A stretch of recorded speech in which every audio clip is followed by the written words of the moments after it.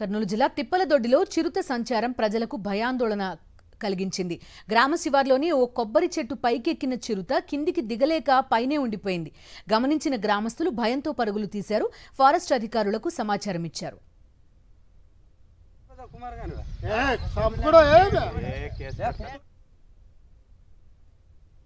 గమనించిన గ్రామస్తులు భయంతో పరుగులు తీశారు. ఫారెస్ట్ అధికారులకు సమాచారం ఇచ్చారు.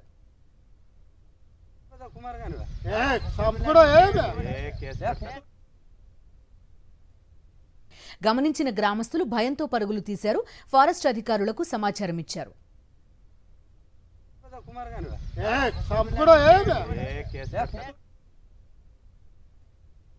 గమనించిన గ్రామస్తులు భయంతో పరుగులు తీశారు. ఫారెస్ట్ అధికారులకు సమాచారం ఇచ్చారు.